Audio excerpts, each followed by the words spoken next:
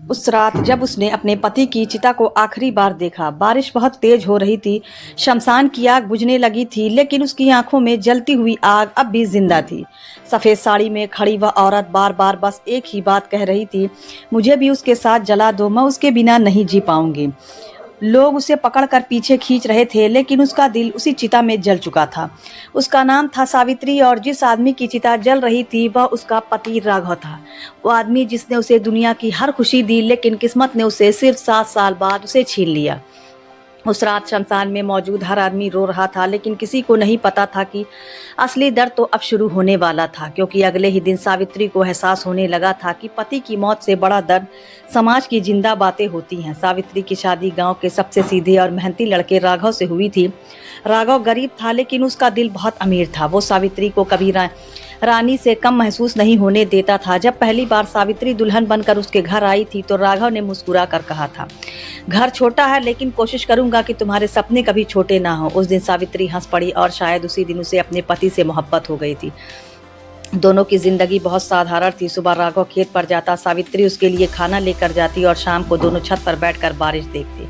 गरीबी थी, लेकिन दिल बहुत अमीर थे। फिर एक दिन सावित्री ने कांपती आवाज में राघव से कहा, तुम पापा बनने वाले हो। राघव कुछ पल उसे देखता रहा और फिर बच्चे की तरह रो पड़ा। उसने तुरंत सावित्री के पैर छू लिए और बोला, अब मुझे और मेहनत करनी होगी, मेरे बच्चे को कभी तकलीफ नहीं होने दूंगा।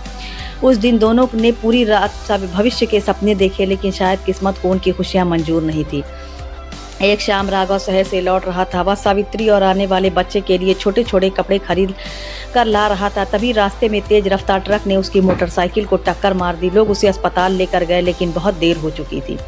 मरने से पहले उसने सिर्फ एक बात कही, मेरी पत्नी को संभाल लेना। वो अकेली डर जाती, और फिर उसकी सांसें रुक गईं। जब यह खबर सावित्री तक पहुंची तो वह चीख मार कर जमीन पर गिर पड़ी। पर पूरा गांव इकट्ठा हो गया, लेकिन उस दिन पहली बार उसे एहसास हुआ कि दुख में भी लोग तमाशा देखने आते हैं। कोई कह रहा था, अभी उम्र ही क्या थी। कोई फुसफुसाया, बेचारी अब शकुनी निकली। और कुछ औरतें उसके पेट की तरफ देखकर बोली, पति को खो गई। सावित्री सब सुन रही थी। उसका दिल हर शब्द के साथ टूट रहा था, लेकिन वह चुप थी, क्योंकि जिसके लिए लड़ना चाहती थी वो अब इस दुनिया में था ही नहीं। राघव की मौत के बाद सब बदल गया। जो रिश्तेदार पहले प्यार से बात करते थे अब उसे बोझ समझने लगे। ससुराल वालों ने भी धीरे धीरे अपना रंग दिखाना शुरू कर दिया। एक दिन उसकी सास ने गुस्से में कहा, अगर तू हमारे बेटे की किस्मत में ना आती तो वो आज जिंदा होता। सावित्री बस चुपचाप रोती रही। उसे समझ नहीं आ रहा था कि गलती उसकी थी या नहीं। कुछ महीनों बाद उसने एक बेटे को जन्म दिया। जब पहली बार उसने अपने बच्चे को गोद में लिया तो उसकी आंखों से आंसू बह निकले। उसे लगा जैसे राघव वापस लौट आया हो। उसने बच्चे का नाम राघव, लेकिन बच्चे के जन्म के बाद भी उसकी तकलीफ कम नहीं हुई। घर में हर दिन ताने मिलते, मनहूस, विधवा, बोझ, ये शब्द अब उसकी पहचान बन चुके थे। एक रात वह अपने बेटे को सीने से लगा कर रो रही थी। तभी अचानक उसे राघव की कही एक बात याद आ गई, अगर मैं कभी ना रहूं तो हार मत मानना। उस रात पहली बार उसने फैसला किया कि अब वह टूटेगी नहीं, वह अपने बेटे के लिए जिएगी। अगले दिन उसने गांव के स्कूल में काम मांगा, लेकिन प्रधान ने उसे ऊपर से नीचे तक देखकर कहा, विधवा औरतों का काम देने से माहौल खराब होता है। सावित्री की आंखों में आंसू आ गए।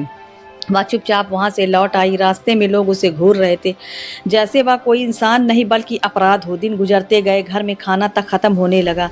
एक दिन उसके बेटे ने भूख से रोते हुए पूछा, माँ आज खाना नहीं मिलेगा क्या? उस सवाल ने सावित्री का दिल चीर दिया।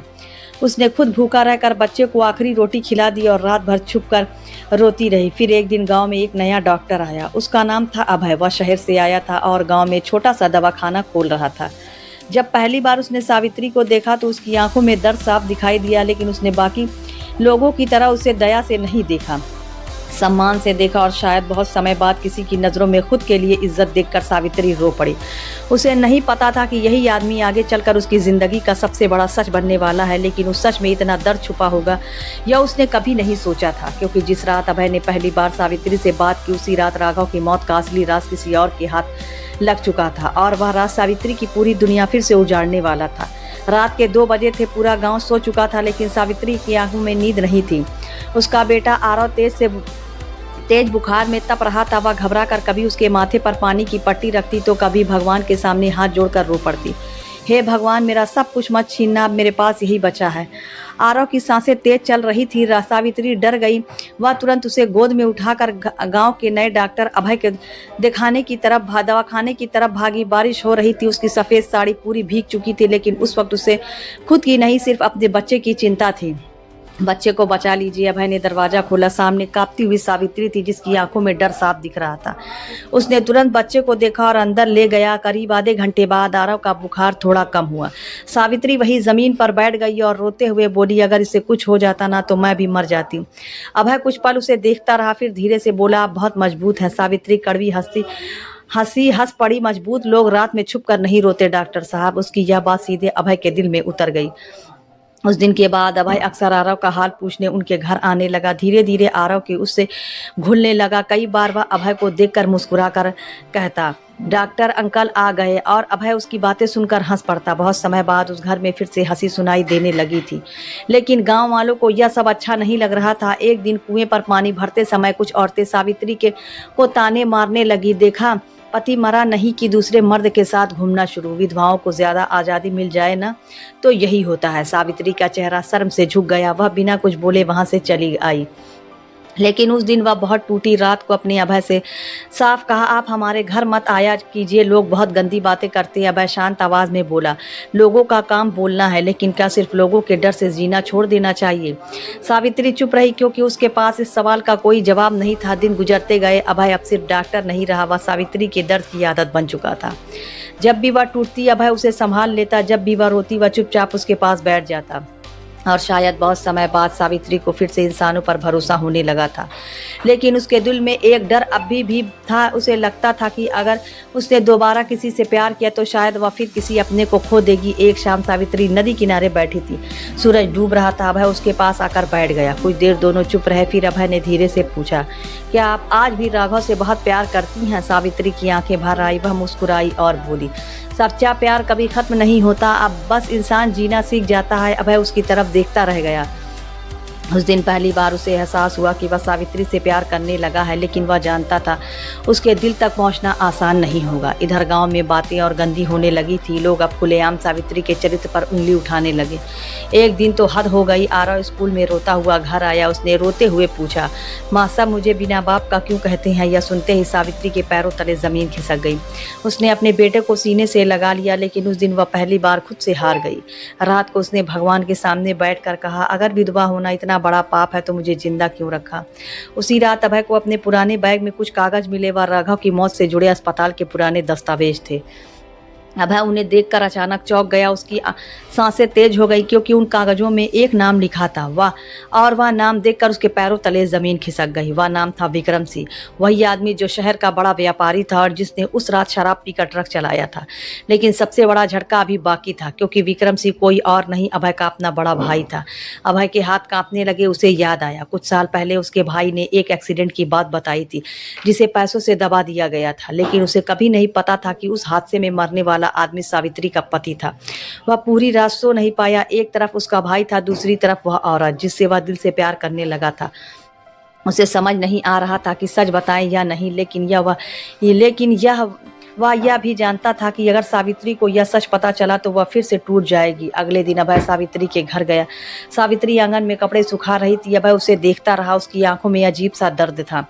सावित्री ने पूछा, क्या हुआ डॉक्टर साहब? अभय कुछ बोल नहीं पाया, क्योंकि जिस औरत ने उस पर भरोसा करना शुरू किया था, उसकी जिंदगी बर्बाद करने वाले इंसान का खून उसकी रगों में दौड़ रहा था। और उसी वक्त गाँव के बाहर एक काली गाड़ी आकर रुकी।